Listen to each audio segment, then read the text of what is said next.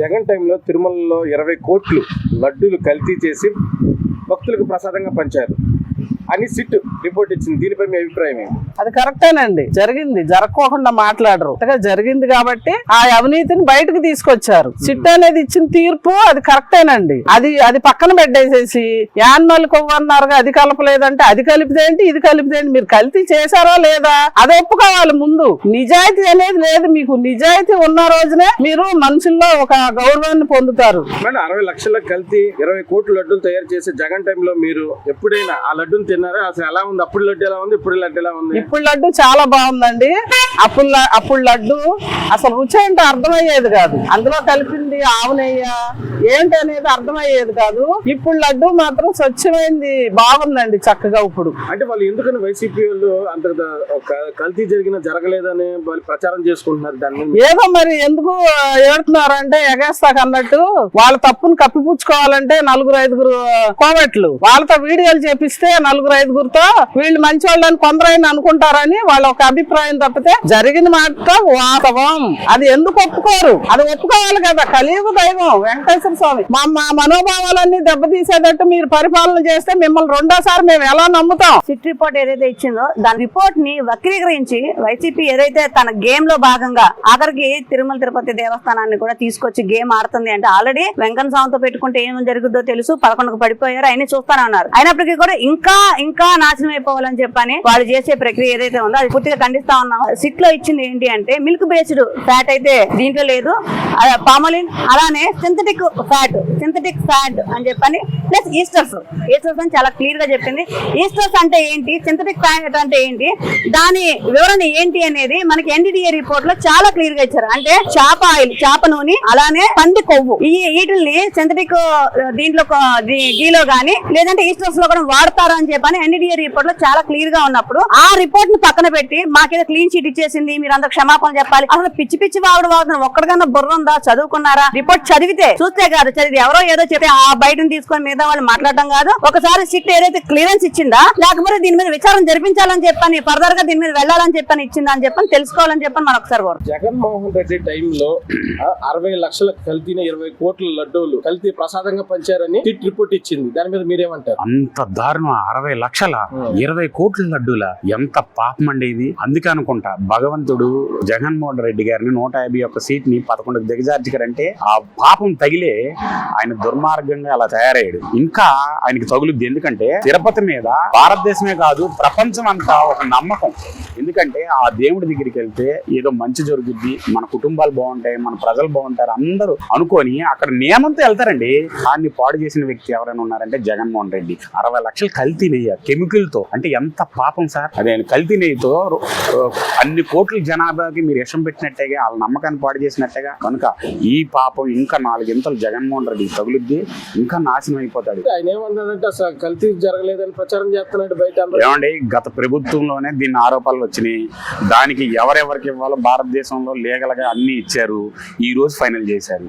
ఇంకా దాన్ని కూడా కరెక్ట్ కాదంటే ఈయన ఒక శాడిస్ట్ లాంటి. ఎందుకంటే గవర్నమెంట్ తీర్పిచ్చింది ఫైనల్ గా, వెంటనే 1వ రోజు 2వ రోజు ఇవ్వాల. ఇది సంవత్సరాలు విచారణ చేసిన సిట్ తీర్పు అది. దీన్ని కూడా కరెక్ట్ కాదంటే ఇంకా ప్రజలైతే ఆంధ్రప్రదేశ్ లో ఎవరు నమ్మేలేదు. సిట్ విచారణలో తప్పు చేసింటేనే కదా వాళ్ళు తప్పు అనే ఇది చేసినారు. వైసీపీ వాళ్ళు తప్పు చేయకపోతే దానికి ఎందుకు కోర్టుల చుట్టూ తిరుగుతున్నారు? తప్పు చేసింటేనే కదా కోర్టు చుట్టూ తిరుగుతున్నారు. వాళ్ళు సత్యహరిచంద్రులు కదా, తప్పు అయితే చేయలేదు. తప్పు చేయిందే కోర్టు చుట్టూ తిరుగుతున్నారు. ఆ రోజు ఉండే భూమన కరుణాకర్ రెడ్డి కానీ వైవి సుబ్బారెడ్డి గారు కానీ ఇన్ని కోట్ల, ఈ రోజు ఇన్ని వేల కోట్లకు పడగలు ఎట్లా ఎత్తినారు? ఆ రోజు కల్తీ నెయ్యి జరిగింది, ప్రతి దాని మీద స్కామ్ చేసినారు కాబట్టి ఈ రోజు సిట్ విచారణ ఎదుర్కొంటున్నారు, కోర్టుల చుట్టూ తిరుగుతున్నారు, జైలు పాలు అవుతున్నారు. ఆ రోజు తప్పులు చేశారు కాబట్టి ఈ రోజు వైకాపా నాయకులంతా జైలు పాలు తిరుగుతున్నారు.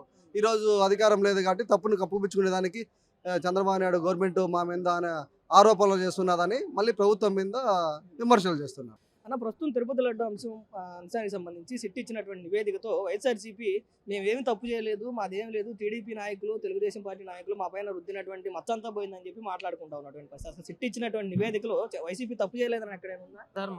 ఒకటి విషయం, సిట్ ఇచ్చిన నివేదికలో వైసీపీ తప్పు చేయడం కోసం కాదు. సిట్ ఇచ్చిన నివేదిక 600 పేజీల రిపోర్ట్ రాశారు. 600 పేజీల రిపోర్ట్ లో వాళ్ళు రాసింది ఏంటంటే 60 లక్షల కేజీల కెమికల్స్ వాడి 20 కోట్ల కల్తీ లడ్డూలు తయారు చేసి 250 కోట్ల స్కామ్. ఇది దాని సిట్ సీట్ లో మనకు అని చెప్పిన విషయం. సో మనకి బేసిక్ గా నెయ్యి ఎలా తయారవుతుందండి, పాలతో నెయ్యి తయారవుతుంది. వీళ్ళు ఏంటంటే కెమికల్స్ తో నెయ్యి తయారు చేశారు. సో దానివల్ల ఏంటంటే తిరుమల తిరుపతి దేవస్థానం అనేది చాలా పవిత్రమైంది, భక్తుల ఆత్మగౌరవానికి మనోభావాలకు సంబంధించిన విషయం. అట్ ద సేమ్ టైం వీళ్ళకి చేసిన కల్తీ లడ్డూలు దరిదాపుల్లో 20 కోట్ల కల్తీ లడ్డూలు అంటే ఎంతమంది ప్రజల ఆరోగ్యంతో వాళ్ళు చెలగాటం ఆడే మీరు అర్థం చేసుకోవాలి. సిటీ నివేదికలు వాళ్ళు తప్పు చేయలేదని ఇవ్వలేదు, వాళ్ళు కెమికల్స్ తో కూడిన నెయ్యిని తయారు చేసి దాని ద్వారా ప్రజల మనోభావాలు, భక్తుల మనోభావాలు, ప్రజల ఆరోగ్యంతో చెలగాటం ఆడని చెప్పారు. దీనికి సంబంధించి జగన్మోహన్ రెడ్డి గారు సో అక్కడ కల్తీ నెయ్యి ఆవు గడ్డి తినకపోవడం వల్ల, సగం వేయడం వల్ల కోసం కాదు.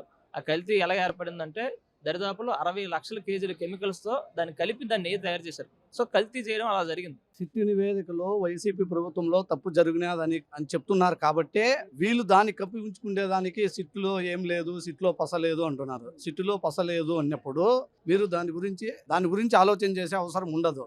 మీరు తప్పు చేశారు కాబట్టి భూమన కరుణాకర్ రెడ్డి కానీ, వైవి సుబ్బారెడ్డి కానీ, దానికి సంబంధించిన వాళ్ళు కల్తీ నెయ్యి జరిగింది, సిట్టు విచారణలో అన్ని తేలినాయి, రాబోయే రోజుల్లో మేము జైలుకు వెళ్తామనే ఒక దీంతో ఉండి కూటమి ప్రభుత్వమైన నిందలేస్తున్నారు తప్ప 100 మీరు తప్పు చేయలేదు అంటే పవిత్రమైన పుణ్యక్షేత్రమైన వెంకటేశ్వర స్వామి దగ్గరకు వచ్చి ప్రమాణం చేయండి చూద్దాం. ఆయన అంటాడు కరుణాకర్ రెడ్డి అద్దు అంటే ప్రమాణం చేద్దాం, రాండి, అటు రాండి, ఇటు రాండి అంటాడు. నువ్వు ఫస్ట్ వచ్చి వెంకటేశ్వర స్వామి మీద ప్రమాణం చేయి, సిట్టులో ఏమీ లేదు, మేము తప్పు చేయలేదని. 100% తప్పు జరిగింది కాబట్టి వీళ్ళు కూటమి ప్రభుత్వం పైన నిందలు వేస్తున్నారు. వైఎస్ఆర్ ప్రభుత్వానికి వెంకటేశ్వర స్వామి అన్నా, మిగతా దేవుళ్ళు అన్నా, ఏ గుళ్ళు అన్నా వాళ్లకు నమ్మకం లేదు.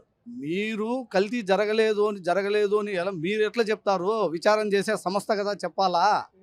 విచారణ చేసే సంస్థ విచారణ జరిపింది, ఖచ్చితంగా కల్తీ జరిగింది నెయ్యిలో కాబట్టే నివేదిక ప్రభుత్వానికి ఇచ్చింది. ప్రభుత్వము ఎవరైతే కల్తీ చేశారో వాళ్ళ మీద ఎటువంటి చర్యలు తీసుకుంటుంది తప్ప మేము చేయలేదని బుకాయిస్తే ప్రభుత్వం మాత్రం మిమ్మల్ని వదిలే ప్రశ్నే ఉండదు. జగన్ టైంలో తిరుమలలో 20 కోట్ల లడ్డు కల్తీ చేసి భక్తులకు ప్రసాదం పంచారని రిపోర్ట్ ఇచ్చింది. దీనిపై మీ అభిప్రాయం ఏంటి? జగన్మోహన్ రెడ్డి గారు తిరుపతిలో లడ్డు కల్తీలో అది 100% జరిగింది. వాళ్ళు మీడియాలో వచ్చి మాదేం తప్పులేదు రామరామ అన్నారు. ఆ షిట్ రిపోర్ట్ కూడా ఇచ్చిన తర్వాత కూడా వాళ్ళు దబాయిస్తున్నారంటే జనాల్ని, అది ఎంత మొప్పి పెడుతున్నారంటే వాళ్ళ ఎదురుగా ఒక మర్డర్ చేసి కూడా 100 మంది చూస్తున్నా కూడా అది మర్డర్ మేము చేయలేదు, మా కత్తి దిగిపోయింది అన్న మనవాళ్ళు చెప్పి కొట్ట దొంగ రాజకీయాలు చేస్తున్నారండి. దేవుడితో పెట్టుకున్న పైన ఆల్రెడీ దేవుడు చూశారు కాబట్టి కన్నడ కాబట్టి 11 సీట్లకు వచ్చి పడి ఇలా నాశనమైంది.